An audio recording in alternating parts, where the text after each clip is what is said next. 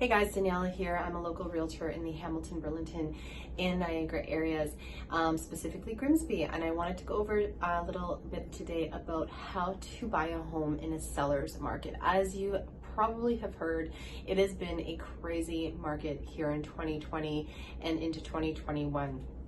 We've had a lot of different events take place that have really spurred on the Canadian real estate market here in Ontario. And what I want to sort of go over is, how do you buy a home in a seller's market? And it is a little bit different than buying a home in a regular market, or what would be considered a balanced market. Obviously, in a seller's market, you're going to hit a lot more competition and prices are continually rising. So there are a couple tips to make sure that if you do have to offer on a property, or you want to offer on a property, that offer can be successful. So the first thing I would say is, you may have to offer on more than one property. You are going to hit, excuse me, quite a bit of competition, and that competition is usually going to be pretty intense depending on the area and the home and the price point. So all of those factors come into play. A lot of desirable homes and desirable areas, they seem to have quite a bit of intense competition. So don't be discouraged if you lose on an offer. And some ways to successfully obtain an offer are, number one, expand your search. You might be open to other areas, or you might have found an area that you really like that you weren't really looking for, didn't have the need to look for. But if you can expand your search, like I said, and you do lose out on one of those properties, you have some more options available to you, and maybe you can find another home to offer on. Number two, customize the offer to the seller. I think this is very important.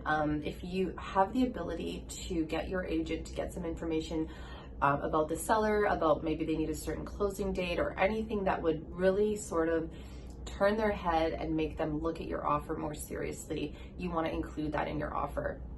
Absolutely try your best to get pre-approved. That should be already on your to-do list and done by this point, because you want to go in with no conditions. If you are in competition, you want to try to go in as firm as possible. That might mean removing an inspection condition. It might mean removing a financial condition.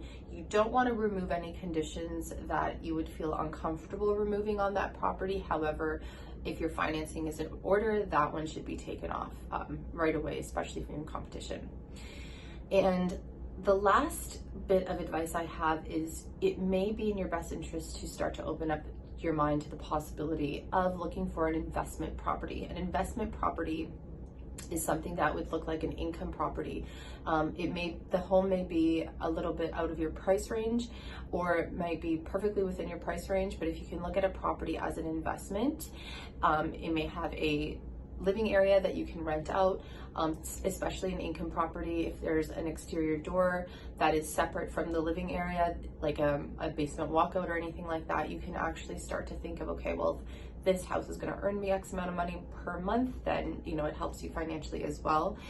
And outside of an actual investment property, the home itself is an investment. So if you look at the numbers, a lot of times people will be thinking like, well, we don't want to buy anything right now because the price is too high and we don't feel that that's the correct value for the home.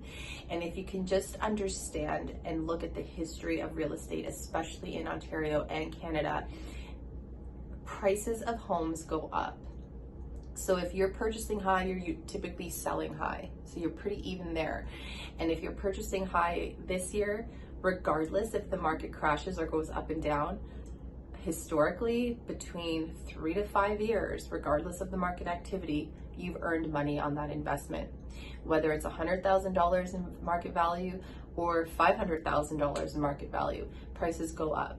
So if you're looking from today, you want to look to 5 years and 10 years from now, and typically you're going to be earning on that investment anyways. So I hope those tips helped, and good luck in your search.